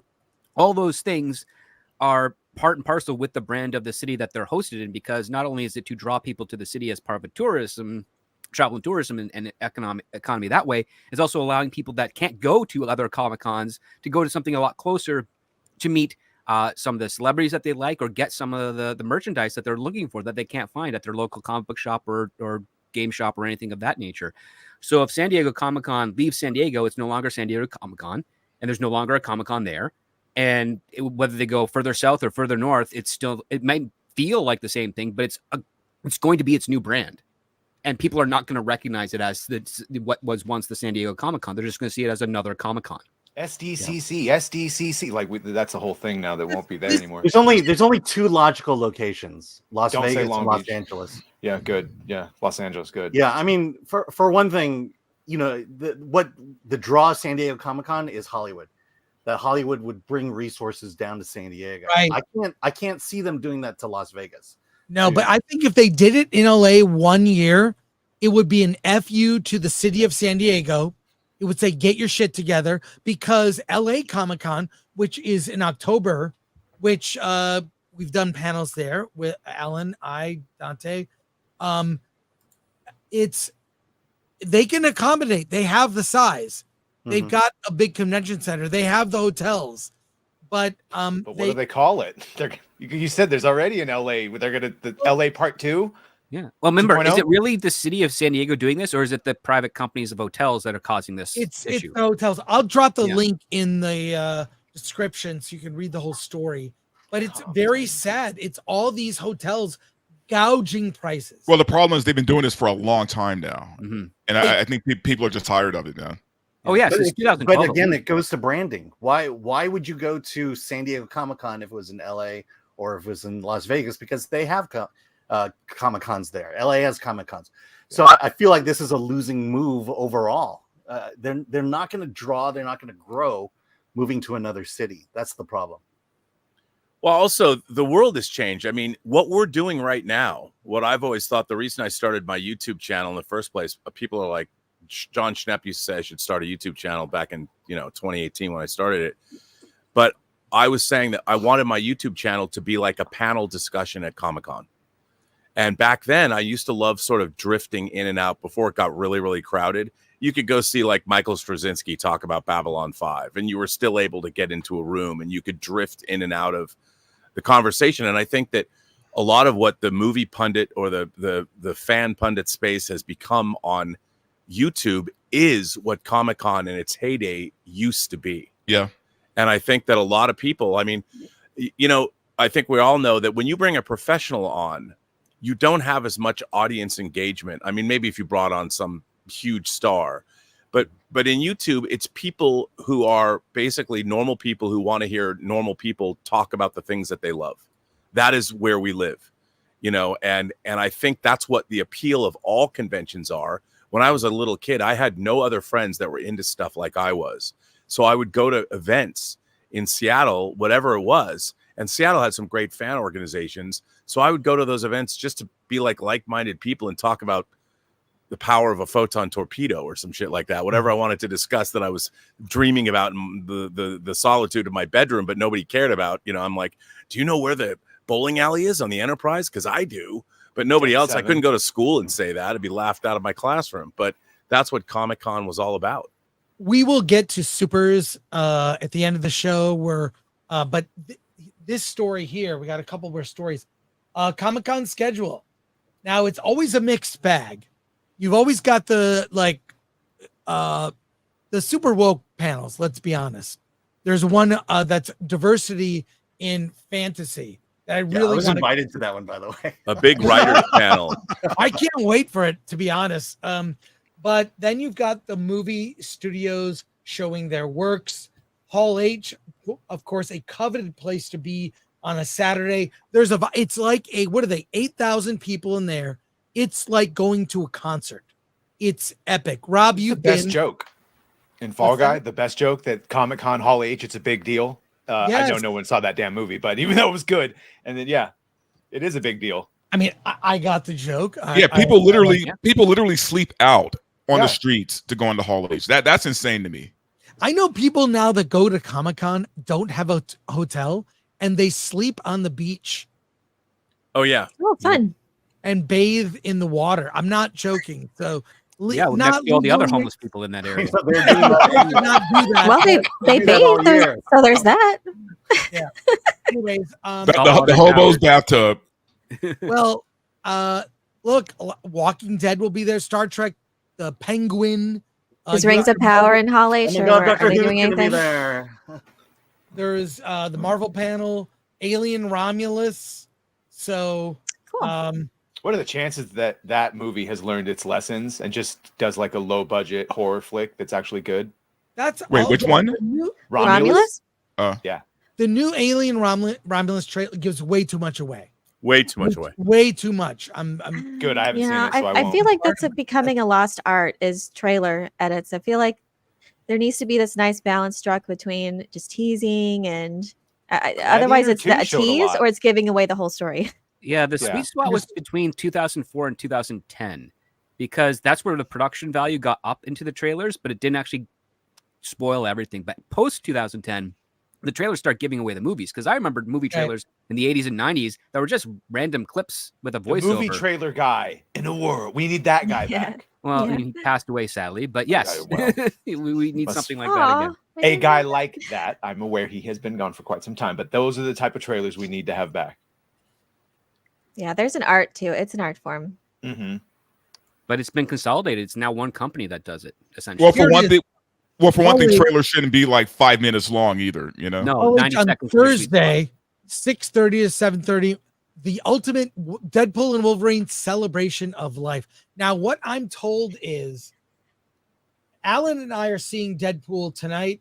We will have a late night stream. We can react to it, the social reaction. And then we're doing Hollywood on the Rocks tomorrow when we can review the movie. But my understanding is everything we have seen of Deadpool and Wolverine is only from the first third of the movie. Mm-hmm. We have not seen anything from what I am told. So that's the thing I am looking forward to most. Yes, Gun Home Mac, the trailer before the trailer. The Deadpool and Wolverine trailer starts now. Isn't that a Sony thing though? No, all those the teaser trailers for trailers. They do bumper teaser trailers. Yeah, it's that's so annoying. It's such a pet peeve. It's so you don't hit the skip button on YouTube. Yeah. And speaking of trailers, this last trailer it's was really part of good. that, but so often audiences actually don't realize.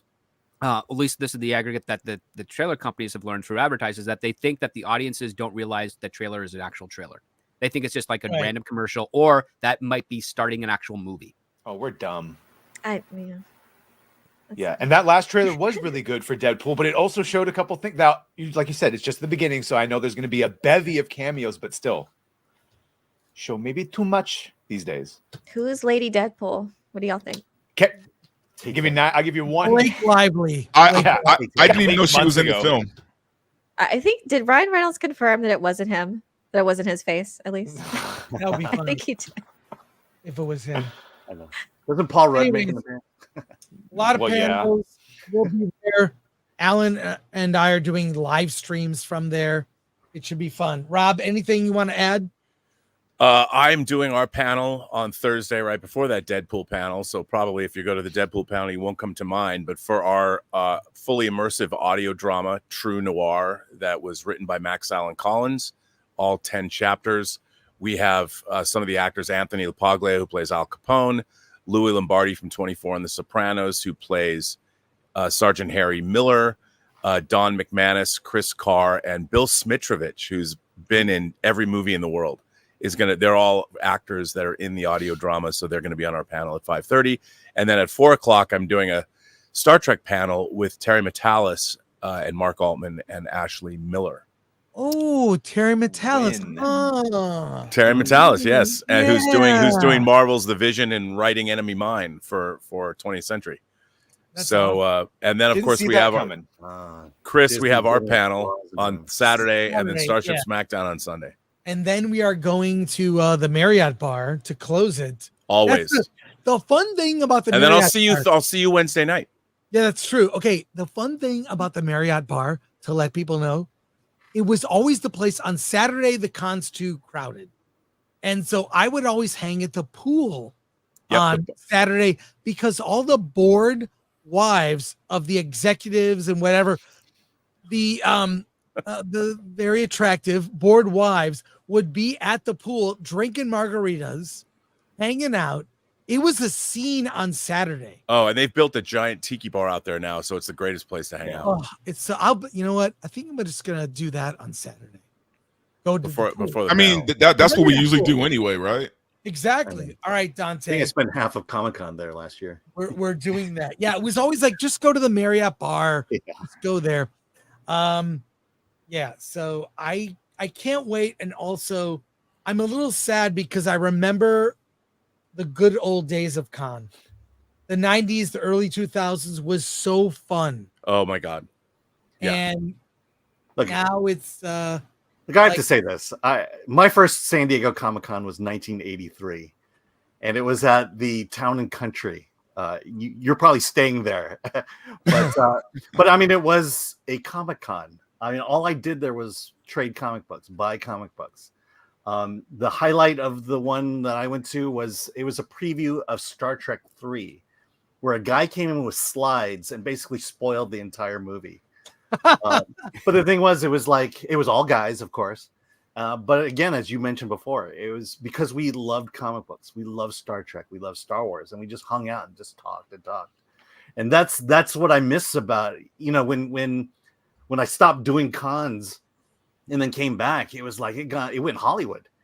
You know, the fact that I have to stand in a line for 2 hours for something, it just didn't become fun anymore. And quite frankly, it's not fun now. But you know, again, the only reason I go is to hang out with you guys. I love you guys. So it is fun, Aw. Yeah, just it is with fun. the right people. Yes, in Yeah. spite of itself, it's fun. Yeah, the good old days. I think it was 2007. That was when Twilight was in Hall H. Mm-hmm. That's when you saw the critical mass go crazy. And then a year later, I was staying at the Hard Rock, and Paris Hilton, they were offering people money who were booked at the Hard Rock to leave to go to another hotel. So Paris Hilton and her entourage come to the Hard Rock and stay. It was Did people Crazy. do that? They did. Somebody probably did. someone did, I'm sure, but you know, I- Rob, I love the Oh, Hard it- Rock though, man. That's funny. Yeah, it's great. It was look. I mean, in 2005, I went to Comic-Con when we were all. I was working on Superman Returns for a year in Australia. I was the documentarian, and we were making these. Brian was making these blogs, and we flew. I wasn't on the jet, but part of my team flew privately with Brian to get to Comic-Con, and we made a whole. You can watch it. 20 hours to San Diego. You know, it's on Brian's blogs. It's still on YouTube. And you can see the whole experience. It was the first time they had digital projection in Hall H to show the trailer. And Ashley Miller, who wrote X-Men First Class and who wrote Thor, who now knows Brian and worked with him, Brian gave us his limo because Ashley kind of looked like Brian, and Ashley impersonated Brian. And we went to all the Comic-Con parties, and he just said he was Brian Singer, and they just let us into all the parties. It was the most hilarious thing ever. yes, And we I just- have By 1 year, I was there the following year in 06. And Oh, we just rolled with it. It was, I mean, you could write a book about Comic-Con after dark. oh yeah, I mean, there's been crazy stories that we can't share in mixed company. There are pornos named that. So There's all kinds. I still joke about 30 stories below the San Diego Comic-Con is the hentai dungeon. And There are some weird circles at Comic-Con, man. Like, I'm not talking furries, although there are those, but there are some weird circles at Comic-Con. yes, there are. So, Dragon Con, by the way, if you is wander great into too. into the wrong party, Dragon Con is better. quite frankly, for Yeah, those kind of yeah. stories. I think Dragon Con's better now. But I first went to Dragon Con in the 90s, and it was great then. It's That's a even crazy better con. now. I like my favorite party at Dragon Con is the ABC party. It stands for anything but clothes. So now, to be clear, there is no nudity at the party, but you can't wear clothes. So you see women dressed in Top Ramen packaging as a dress, or guys wrap themselves in caution tape. Like, so you have to have something on, just not clothing. So there you go. And there's other crazy parties at Dragon Con. Hey, I think we should get to soups here. And we'll start with right here. Lord Thoth says, like, share, subscribe, hit the bell for notifications, sign up as a member, join us on Discord, Rumble, and X, buy our merch. And that's right. Remember, the merch is today. It ends. Today it's over. Yeah, for the third time today it ends. No, it ends at midnight tonight. It's over. Okay. Shop.filmthreat.com. Go to use the offer code Star Wars is Dead.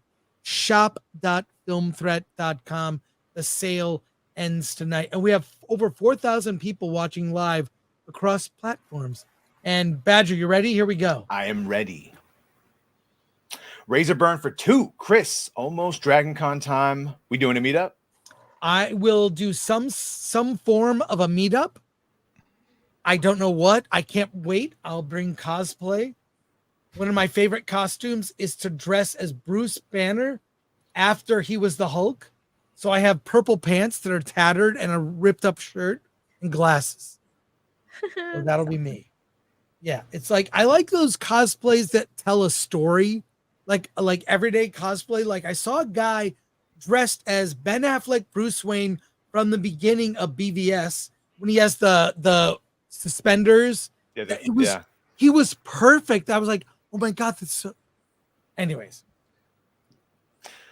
Film Threat, Super Chat, or excuse me, Rumble Rant. $1 Star Wars is in the deep. They tried to headland Ward to get out of the mess. Yeah, Star Wars is in the deep. Like Leslie Headland has never been to Comic-Con. She went to Celebration, but she probably has definitely never been to Celebration is like a controlled environment. Oh yeah. You know, I meant that jokingly. Yeah, she went to that Celebration, said interesting things. Yeah, Comic-Con is more like Thunderdome. Yeah, it is. Fearless Wolf for 5. Thank you, Film Threat, for being the voice of sanity on Star Wars. Also buying the Legends books as therapy to myself, ordered in Coruscant Nights. I spent like $200 for my birthday just buying Legends, specifically Legends Star Wars, because of all of our conversations during that funeral. Knee Pain for 5. Season finales are supposed to have a climax. If that is their idea of a climax, then I have nothing but pity for their partners. Nice. Shout out to very selfish lovers over there. Thank you for giving your eulogy at the funeral. Yes. Boba Fett becomes a YouTube member. Bobby Fett, rather. Great Dead Pulio for 2. Badger's favorite Latinx is here. Shout out Great Dead Pulio. Spade 2187 for $4.99. As an African-American man, I hate how they use black women to push their narratives and use them as an excuse if the show sucks. Look at Reva. Yeah. Wait. Oh, Alan. There you go. Well, he forgot to mention how they also feminize black men. So yeah, well, that's probably going to be in another super chat. But yeah, Moses Ingram got set up to fail and then hung out to dry. Told that she would get racist comments before anyone said anything, and then given an inserted role. Go ahead, Alan.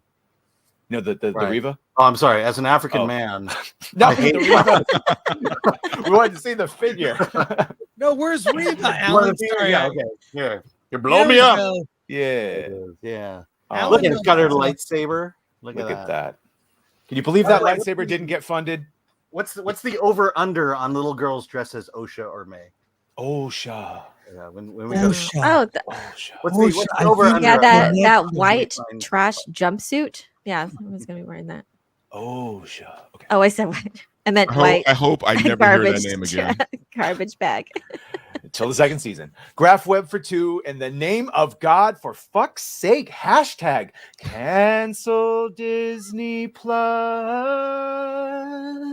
All right. They've Oh had my to, God. You went they've had to merge with Hulu and ESPN just to like be I have always Make asked up him, for what are you that. going to do when your crusade is done? What's next? Michael Nemo for 5. Whenever I hear discussions like this, I'm reminded of some musicians being against feeling obligated to make music videos in the 80s. Not quite the same, but Yeah. Ian for 10. Do you think Skeleton Crew will be better than those Ewok movies? I did just look it up, and it just says kids who are lost in the galaxy, like after making a discovery on their home planet, and I guess they're being led by that robot. It's live It action sounds though, right? dumb. It's not- It sounds like Yeah, a kid live show. action. When does it But come will out? it be better than the Acolyte? I didn't see the release. Sorry, just the Of course description. not. I don't know. Who's doing it? I don't even. Oh, is it John Favreau and Filoni again? Or Well, I'm not sure. I didn't see the actual makers, just the brief description I'll of look it. it up. Botagonist for $9.99. GRMM said he envisioned them as dark skinned from Story's inception. But changed his mind for some reason. So Verbal, be proud that you look like a badass Valerian yourself. Easy Halloween costume. Yeah, but when he says he envisioned them as dark skinned, does he mean black or did he mean like olive skinned? Like see, I thought he meant olive skin, not That's what a actually lot of people black thought. people. Yeah. Now, don't get me wrong, because now I have like a cosplay thing I might do this year where I get some blonde Totally. dreadlocks and Do it, Dante. maybe. That was Maybe. Go ahead, do it. By the way, full- the Skeleton Crew is directed by John Watts. yeah, I Oh. just saw Jaleel Oh. White is in it. Urkel? Yep. Really? Oh, I didn't know that. Well, As the perhaps we robot? judged you too harshly. It says Force user under Jude Law. I don't know what that is. So he is playing a former with that. Jedi. Well, he's Oh. he's a human. I mean, he's himself. Is Jaleel playing the robot then? Urkel's playing the robot? Either way, now I'm sort Makes of more curious about the sense. show. He's Yeah. not in Geek Truth for 60. Geek Truth 64, member for 15 months. I have a VHS recording of G4's 2006 SDCC coverage. That was fun. I was there. Darth Racer 777 for 5. The Enterprise is a great ship, but it's not the sexiest. I prefer the X-Wing, Millennium Falcon, Star Destroyers, or Republic cruisers, etc. How does it feel to be wrong? Yeah. Yeah. Fearless Wolf Feels for 5. wonderful. A film trailer should tease you like your ex texting you at 2 a.m. Just enough to spark your curiosity, but not enough to ruin the whole surprise.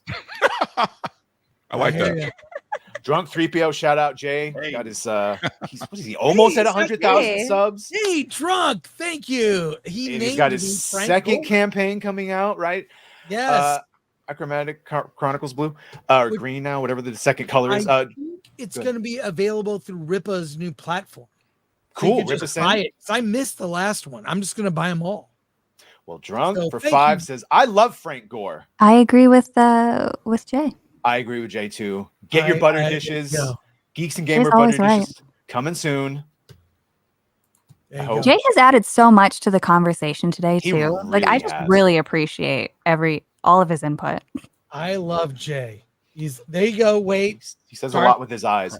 Right Darth here. Racer for 777 for 2. I'm not wrong, Robert. Ah, He thinks stuff protests too much. Well, hey, we're gonna leave it there. We had to wrap early because we, Dante, myself, and Alan are going And to Paulie, by the Deadpool. way. Paul, What's Paulie. that? jealous. Paulie's Paulie. gonna be there too. Yeah, I'm sorry. Alan's bringing his daughter. No, she bailed. X-ray so I'm girl? taking Paulie. Oh. No, don't wait. I want to bring my daughter. Then Dump Polly. So poor Paul. We'll talk You after. can't dump Paulie. Come on. No Deadpool for you. But everybody plug your channels, starting with Dante.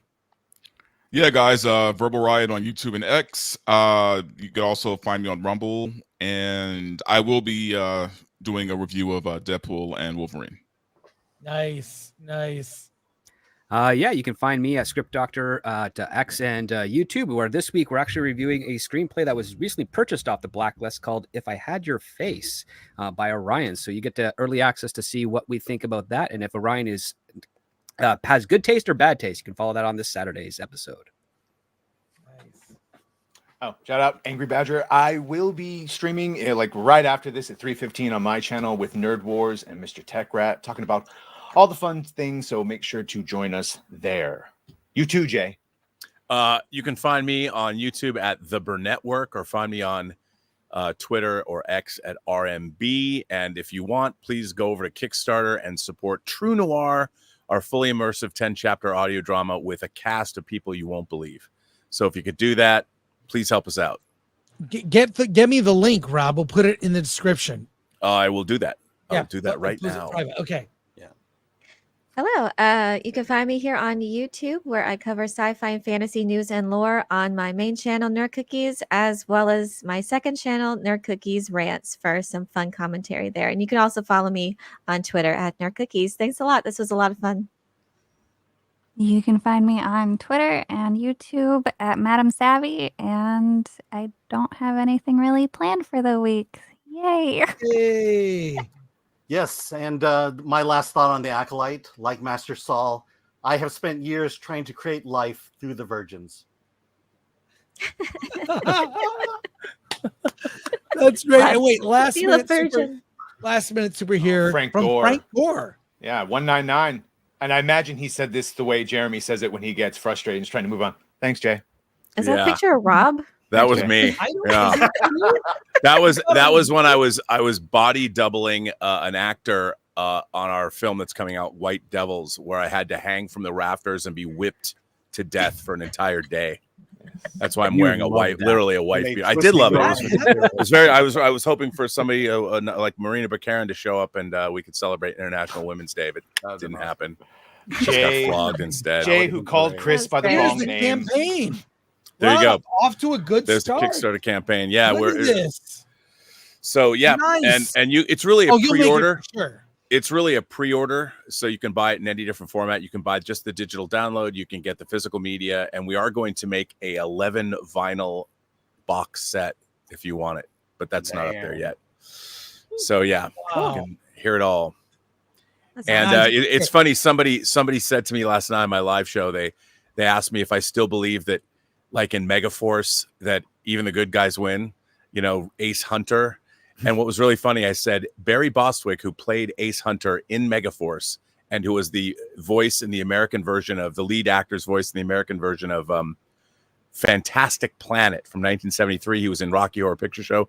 He plays FDR in True Noir. So if you're a Megaforce fan, support True Noir. There you go. There's your 6 degrees of separation between Barry Bostwick and me. And So now 1 degree now because you now it's 1 and also Katie Sackhoff is in it. You should have started with her. Katie Sackhoff. Boys. I know Katie Sackhoff is in it. Jeffrey Combs is in it. C. Thomas Howell is in it. It's also, Rob. Sorry. Finish your thought. I got no. Big Pussy Bumpensero. Vincent Pastore is in it. I mean, I'm telling you, it's got Bill Sadler is in it, who played Death in Bill and Ted's Bogus Journey. He was the villain in Die Hard 2, and he was in Shawshank Redemption. He's in it. It's got a Coen Brothers cast. This is an epic cast. It's an epic cast. Insane what you did. It's an audio drama, right? Yeah, but it's mixed. Yes, Katie Sackhoff is nude in it. The difference is it's audio. mixed like a movie, so it's not like it really sounds like it's a film, and we're mixing it in 5.1 and Dolby Atmos. So it really feels. It's like cinema, but without the pictures. That's You so mentioned cool. you mentioned Fantastic Planet. I never even knew about this movie, The Time Masters. Oh yeah, Rene Lelou's second. He made that movie after Fantastic Planet. I just got tickets at the Egyptian to see it. It's coming out on 4K. Yep. I saw the trailer. It looks insane. It's insane. Fantastic Planet is one of my all-time favorite animated films. Yeah, it is. It's my favorite animated movie of all time. It's incredible. So, okay. All right. That wraps it up for everyone here. I want to say thank you to the mods. Thank you to Atomic Lori hanging in the back. Thank you to Glenn Brown, our producer. Channel. We'll be back next week with a Comic-Con hangover. Lots going on. And wow, it was just fun hanging out with it. I look forward to doing this every week. It's so much fun. It's awesome. We need a good sign off, like everybody, like a love boat kiss, or what do we do? A love boat kiss. Do this. Whatever. All right. May the thread be that. with you. May the thread be with you. with you. All right, Nice. later. See you next week. Bye.